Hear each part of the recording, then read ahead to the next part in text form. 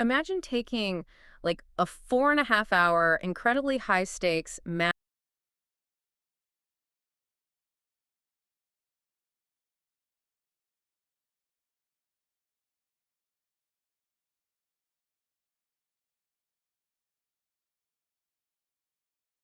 Imagine taking like a 4.5 hour, incredibly high stakes math and physics exam. Oh, wow. Sounds awful. Right. But now imagine doing it while a clock is literally ticking down. You have roughly 4 minutes per question. That is just brutal. Yeah, and you aren't even allowed to pause the timer to use the restroom. The pressure is just suffocating. I'm stressed just hearing about it, honestly. I mean, you'd think this is for like a medical board exam or some grueling bar exam, but no, that is the intellectual gauntlet you have to survive just to earn the right to break ground on a commercial construction site. Which really, it completely shatters the common perception of this entire industry. Yeah, totally. Because people walk past a job site, Yeah, right? They hear the bulldozers roaring. They see these massive steel beams swinging around. it looks like chaos. It looks like a massive, muddy free-for-all that's just built on brute force. But the reality is it's entirely different. Okay, let's unpack this, because today we're taking you on a deep dive into the secret language of the construction site. Yes, and it is a fascinating language. We've got this amazing stack of sources in front of us. It's a comprehensive study guide, along with like a highly detailed visual companion for the Florida General Contractor Project Management exam. Which is notoriously difficult, by the way. Yeah, and our mission today is to decode the real-world skills required to build the modern world around you. Because as these sources reveal, being a general contractor isn't about, just yelling over backup alarms. Right. It is this grueling mastery of physics, spatial reasoning, and above all, keeping people alive. Keeping people alive, exactly. To truly understand what these professionals are orchestrating out there in the dirt, we first have to look at the architecture of the exam itself. Yeah, the test is actually heavily weighted to mirror the real consequences of the job. Makes sense. So 63% of the questions focus on construction methods, materials, tools, and equipment. The physical stuff, Right. Then another 20% is purely dedicated to safety regulations. which is huge. And the final 17% tests your ability to read these incredibly complex plans and specifications. And just to barely pass, you need a 70%. That's answering 60 scored questions correctly. Plus, there are 5 unmarked pilot questions hidden in the mix, just to, mess with your pacing. Yeah, now, when people hear that this is an open book exam, the immediate temptation is to think, oh, open book, that's easy. Right, just look up the answers. Exactly, just flip to the index. But looking at the strict constraints they put on you, I mean, this sounds less like a high school quiz and much more like a high-stakes cooking competition. Oh, that's a really good way to put it. Right. Like, you have the recipes, sure, but the clock never stops, and you only have about 4 minutes per dish. Yep, and your recipes can only be approved reference books. Right, they have to be tabbed. Tabbed, underlined in ink, no handwritten notes, and definitely no pencils. It's wild. So in that kind of high-pressure environment, context switching is just a massive trap. Oh, absolutely. The study guides aggressively push something called the 2-pass method. Okay, how does that work? Well, on your first pass through the exam, you only answer the questions you know cold. Like, instantly. Exactly. Yeah. You never stop to blindly flip through a massive reference manual for a tough question. You bank that time, you flag the difficult ones, and you save them for your second pass. That makes total sense. And the sources also advise this very specific approach to the math questions. Yes. They say either do all the math right at the very beginning when your cognitive focus is, sharpest, or save them all for a single uninterrupted block at the very end. Because jumping back and forth between, like, parsing dense legal code and then trying to calculate the area of a circle, It will completely mentally exhaust you. It just burns your clock. and the math strategy itself is honestly kind of wild. The test deliberately uses what they call the closest answer trap. Oh, yeah, this is a big one. The exam tip explicitly tells candidates, stop calculating to 4 decimal places. Right. Because the answers are presented as ranges. It'll be something like 18 to 19.9 cubic yards. What's fascinating here is how that directly reflects the reality of the field. Speed is just as critical as absolute precision. Because time is money on a site. Exactly. If you're converting inches to decimal feet, you just round to 2 decimals and move on. Right. If you spend 3 minutes trying to find the perfect exact fraction of an inch on paper, you fail the exam because you simply won't finish. Wow. So you really have to rely on identifying these 5 core question triggers. Right, which are math, blueprint reading, code lookup, trade knowledge memory, and the critical path. Okay, let's hover on that last one, the critical path. Because that method is so central to project management, we aren't just talking about a simple calendar of tasks here. No, not at all. Huh. You are mapping out a massive network diagram of dependencies. Right, the critical path is basically the absolute longest sequence of dependent tasks that leads to the project's completion. It dictates the absolute minimum possible time it will take to actually build a structure. Okay, give me an example. Sure, so let's say you're painting the interior walls, right? And the paint delivery is delayed by 2 days. Annoying, but okay. Right. That task usually has what we call float. It won't delay the final handover of the building because other tasks can just proceed around it. The electricians can keep working, stuff like that. Exactly.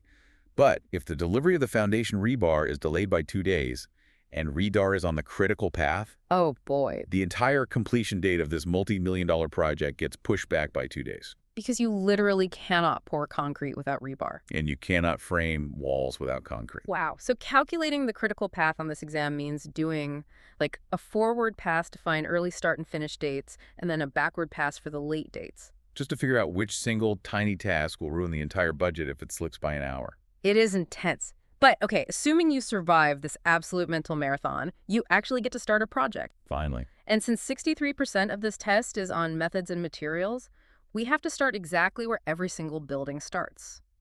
The dirt. Which is arguably the most deceptive and financially dangerous material on the entire job site. Really. More than steel or concrete. Oh, yeah. The sources show that dirt actually exists in 4 distinct states, and the mathematical volume of it changes every single time it moves. Okay, let's go through them. You got BCY, which is bank cubic yards. Right, that's the raw, undisturbed dirt just sitting out there in the ground. Then there's LCY, loose cubic yards. That's the dirt once it's been dug up by an excavator and dumped into a truck. Yep. Then you have SCY, which is swollen or compacted fill. And finally, MCY, measured in place. And if we connect this to the bigger picture here, misunderstanding these 4 states of soil will absolutely destroy a hauling budget before a single piece of lumber even arrives. Because of the traps. Right. The first major trap is what they call the swell. Okay. When you excavate 1 bank cubic yard of soil, it expands. It physically fluffs up. Because you're introducing air into it. Yeah. Exactly. Let's say the soil report indicates a 30% swell factor. That means the actual volume of goat you have to haul away is 30% larger than the physical dimensions of the hole you just dug. So excavating bank soil is basically like deploying an airbag. Oh, that's a good analogy. Right. It looks incredibly dense and small when it's packed tightly into the steering wheel. But the second you release it from that constraint, It explodes in volume. It takes up the entire cabin. yeah. With dirt, you dig this nice, neat hole, and suddenly you have a towering mountain of loose soil sitting on your site. And the financial trap there is calculating your trucking needs purely based on the size of the hole. Oh, because the trucks carry loose cubic yards, not bank cubic yards. Exactly. You must always swell the BCY to LCY before you divide by your truck's capacity.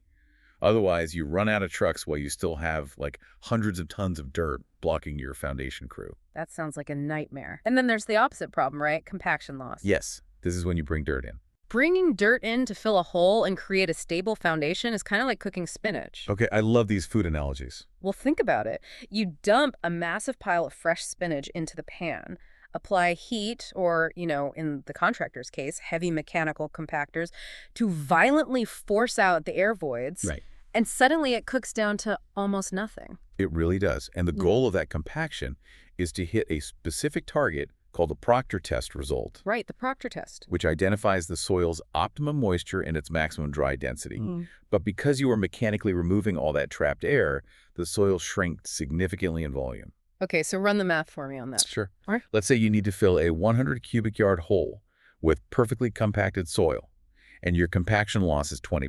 Okay. You cannot just go buy 100 yards of dirt. Yeah. You have to take that 100 yards and divide it by 1 minus the compaction loss. So 100 divided by 0.8 equals 125 swollen cubic yards. Wow. You literally have to purchase and import 25% more dirt than the hole actually holds. The math is incredibly unforgiving. And the core conversion you absolutely have to memorize to navigate any of this, according to the sources, is that 27 cubic feet equals 1 cubic yard. Yes, that is the golden rule. You're constantly finding the length times width times depth in feet, and then just dividing by 27. It is the heartbeat of all earthwork mathematics. That single conversion dictates the logistics of the entire early phase of construction. Okay, so you've perfectly manipulated the swell of the dirt, the hole is the exact right size, and the compaction passed the Proctor test. Great. We are ready for concrete. Now it is time to pour the foundation. Now, we all know concrete doesn't dry, right? It cures via a chemical reaction called hydration. Correct. But what genuinely blew my mind in these sources is how fragile that chemical reaction is during the actual placement of it. Oh, it is incredibly delicate. There is this strict constraint called the free fall limit. Concrete cannot free fall more than 1 meter, which is roughly 3 feet into a form, or it will undergo what they call segregation. Yeah. Now, let me push back on this a little bit. If you are pouring a deep, let's say 10-foot foundation trench, Okay. why can't we just back the mixing truck right up to the edge and let gravity do the work? Like, it's all going to the same bottom anyway, isn't it? See, gravity is exactly the problem there. Concrete is a highly calibrated mixture of cement, water, sand, and heavy aggregates. Like large rocks and gravel. Exactly. When you drop that mixture from higher than 1 meter, the different masses within it fall at wildly different rates. Oh, I see. The heavy rocks accelerate faster, and they sink straight to the bottom of your form, while the lighter, weaker, kind of watery paste just splashes and stays at the top. So they separate. Yes. That is segregation. You no longer have structural concrete at that point. You basically have a pile of loose, unbound rocks at the base of your foundation and this brittle layer of chalky paste at the very top. That is terrifying. So how do you get it down into a deep trench safely? To pour deeper than 1 meter, contractors have to use a specialized flexible tube. It's called a trimmy pipe. A trimmy pipe. Okay. Right. They keep the bottom end of it completely submerged in the fresh concrete, and it guides the new concrete down gently to prevent that separation. Here's where it gets really interesting, though, because once it's safely in the form, you can't just leave it there. Nope. You have to consolidate it using mechanical vibrators to force the trapped air bubbles out. But even that is this terrifying tightrope walk. It really is. If you undervibrate it, you get these empty voids called honeycombing, which are basically structural cavities hiding inside your wall. Which is obviously bad. Right, but if you overvibrate it, you cause the exact same segregation we just talked about. The vibration liquefies the paste way too much, and the heavy aggregates just sink to the bottom again. It requires immense skill to execute a perfectly controlled cure. And that control heavily extends to managing the weather, too. Oh, sure, the environment. Yeah. On a really hot, windy day, the water in that freshly poured mixture will evaporate far too quickly. And you need that water for the chemical reaction. Exactly. It ruins the carefully calculated water-cement ratio. That stops the hydration process dead in its tracks, and it leaves the concrete prone to these massive shrinkage cracks. So what do they do? To combat it, contractors have to implement rapid set plans. They erect physical windbreaks around the site, and they apply chemical curing compounds immediately just to trap the moisture inside. Incredible. We also can't talk about concrete without talking about the steel hiding inside it. The rebar. Right. The sources detail a really rigid requirement called the 3-inch rule. Yes, this is crucial. If you are pouring concrete against earth, like a structural footing sitting directly in the dirt, and it's going to stay permanently exposed to that earth, there must be a minimum of 3 inches of solid concrete covering the rebar. Because the earth holds constant moisture, Right. That 3 inches of concrete cover acts as this vital protective barrier between the damp soil and the steel rebar. Right. If groundwater penetrates the concrete and that steel begins to rust. Oxidation. Yes. The chemical process of oxidation causes the steel to physically expand with immense force. Wow. That expansion will crack and literally blow the concrete apart from the inside out. That sounds catastrophic. It is. It's a structural failure known as spalling. So, if an exam question asks you to calculate the spacing for rebar in a, let's say, 7-foot wide trench, you cannot use 7 feet as your working space. You have to subtract. You subtract 3 inches for the left side and 3 inches for the right side. Your actual rebar zone is strictly 6 feet 6 inches wide. Okay, so you've perfectly manipulated the swelling of the dirt, and you've mastered the volatile chemistry and spacing requirements to keep the concrete from segregating. Everything's going great. But none of that prevents a multi-million-dollar disaster if you pour that flawless foundation, say, 2 inches over an invisible legal line. Oh, absolutely. Which brings us to the critical skill of reading blueprints and site layouts. Because this raises a really important question. On a chaotic, uneven, muddy patch of dirt, how does a contractor know the exact millimeter a building should sit?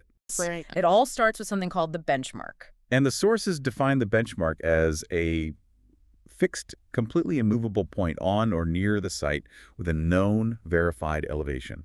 It is basically the North Star of the entire project. The absolute reference point. Exactly. Every single finished floor elevation, every drainage slope, and every pipe depth is calculated backward from this single point. So what happens if a contractor gets lazy and measures off an unverified assumption, or maybe pulls a tape measure from an unfinished curb instead of the official benchmark? It triggers a catastrophic domino effect. Let's look at Florida's strict coastal building codes, for example. Okay. FEMA enforces severe flood zone regulations there. Your lowest finished floor must sit at or above the base flood elevation, the BFE. Right, the BFE. If your initial benchmark assumption was off by, say, just 4 inches, Yeah. and you build the entire structure 4 inches below the BFE, the consequences are devastating. Just 4 inches. Just 4 inches. You will be denied flood insurance, you will fail your final certificate of occupancy inspections, and in extreme cases, you could be legally forced to tear the fully completed structure down to the dirt and start completely over. Well, for 4 inches, that is insane. It's the law. And it's not just the vertical height you have to worry about, right? It's the invisible legal lines drawn flat on the ground. The exam forces contractors to intimately know the difference between a setback and an easement. 2 very different things. Right. A setback is just the required distance you have to keep between your building and the property line. Right. The owner retains full rights to that land. They can plant a garden, they can lay grass, they just can't build a permanent structure there. An easement, however, fundamentally alters your property rights. Okay, how so? An easement means a third party, like a city utility company, or maybe a telecommunications firm, has a documented legal right to access and use a specific strip of your land. Even though you own it. Even though you own the parcel. You cannot build anything permanent inside an easement without going through complex legal variances. If you mistakenly lay a concrete foundation over a utility easement, the city has the legal authority to bring in excavators and rip your foundation right out of the ground at your expense. That is brutal. And reading the blueprints to find these boundaries is full of these really subtle geometry traps, too. Oh, yes.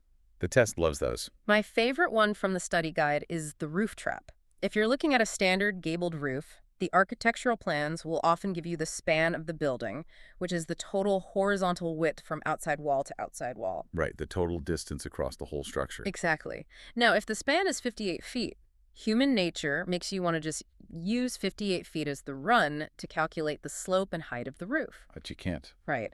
Because on a gabled roof, the peak is dead in the middle. So the horizontal distance from the edge to the peak is only half the span. You have to have that 58 feet to 29 feet before you run your slope math. It is such a remarkably simple geometry trap. But if you miss it on the exam or in the field, you just ordered structural roof trusses that are twice as tall as they're supposed to be. Which perfectly illustrates why 17% of the exam is dedicated simply to proving you can translate two-dimensional documents into three-dimensional reality without making these catastrophic assumptions. Right. But, as we move to the final major segment of the exam, we really shift away from financial catastrophes and focus entirely on human ones. The most important part. Yeah, 20% of the exam represents the most critical constraint of all on any job site. Human safety. So what does this all mean? We've managed the project schedule, the materials, the dirt, and the layout. But honestly, none of that matters if the site itself is a death trap. Not at all. And the OSHA regulations they were required to memorize are intense. The sources point out that trench collapses are consistently a top 3 cause of construction fatalities. And if you think back to our deep dive into earthwork math, the severity of this makes perfect sense. We discussed how incredibly dense compacted dirt is. Soil often weighs well over 100 pounds per cubic foot. Wow. So when a trench wall caves in, it's not like, getting buried in loose sand at the beach. No, not even close. The physics of soil compaction work violently against the human body. The mechanism of a collapse is genuinely terrifying. Yeah. As the trench wall gives way, the soil behaves almost like a fluid flowing into the excavated space. Okay. But the split second it settles around a worker, it locks together and behaves as a solid, immovable block. That's horrifying. And the real danger isn't just the crushing impact of the dirt hitting you. Every time you exhale, your chest cavity shrinks slightly, right? Right. The dirt instantly shifts to fill that tiny millimeter of new void. When you try to inhale again, you physically cannot expand your lungs against the sheer weight of the soil. It mechanically suffocates you. That is wow. That is exactly why OSHA enforces the 5-foot rule. Any excavation that is 5 feet or deeper requires a dedicated protective system, like a steel trench box or hydraulic shoring. Unless you are digging into completely stable, solid rock. Right. Because waist deep doesn't sound very deep until you realize a collapse at that height can completely pin a person and crush internal organs. Look at that. And if that trench hits 20 feet deep, the 20-foot rule kicks in. You can't just drop in standard trench boxes anymore. An excavation that deep must have a protective shoring system custom designed and stamped by a registered professional engineer. These codes are quite literally written in blood to combat the laws of physics. Yeah. And the same rigorous application of physics applies to the hoisting and rigging regulations, too. The guide includes a massive warning about something called shock loading. Shock loading. Yes, this occurs when a crane or hoist operator makes a sudden stop, snatches a load too quickly off the ground, or violently jerks it midair. Oh, I've got a good analogy for this one. It's like having a large dog on a leash. Okay, I'm listening. If your dog is just pulling you steadily forward, you can easily brace yourself and hold them back. But if that dog takes off at a full sprint and hits the absolute end of a long leash... Oh, it yanks you. Right. It's not the static weight of the dog that yanks your arm out of its socket. It's the sudden, violent stop. The dynamic force exponentially multiplies the weight. Now imagine that dog is 2 tons of structural steel hanging high over a job site. The dynamic forces generated by shock loading will instantly snap heavy-duty steel cables and drop the entire load onto the site below. Which is deadly. Incredibly deadly. This is why a 1,000-pound load might require a hoist and rigging hardware rated for significantly more weight, depending entirely on the angle of the lift and the potential for dynamic force. You have to plan the lift, verify the safe working load limits of every single shackle, and deeply, deeply respect the laws of motion. It really puts the entire profession into a completely new perspective for me. To be a general contractor, you aren't just like a manager walking around with a clipboard pointing at things. No, not at all. You have to survive a grueling mental marathon just to earn your license. You have to understand the deceptive, shape-shifting math of swelling and shrinking dirt. You really do. You have to meticulously control the volatile, time-sensitive chemistry of falling concrete. You have to navigate strict legal easements and FEMA elevations down to the absolute millimeter. And above all, you have to enforce life-saving physics in trenches and on cranes to ensure every single worker goes home to their family at night. It requires an incredible synthesis of disciplines. You are essentially acting as part accountant, part surveyor, part chemist, and part safety officer. All at the same time. All while trying to actually manifest a physical structure in the real world despite constant, unpredictable variables. So you listening, the next time you walk past a construction site, you won't just see a chaotic mess of dirt and loud machinery anymore. No, you'll see a highly orchestrated mathematical dance happening right in front of you. A dance where every single step, every poured footing, and every lifted beam has been calculated, measured, and verified against a massive book of immutable rules. It really is a marvel of human engineering. It absolutely is. Which leaves you with this final thought to ponder today. If dirt changes its physical volume 3 separate times just moving from the ground to a foundation, and if liquid rock can lose its structural integrity just by falling a few feet too far, consider for a moment how much invisible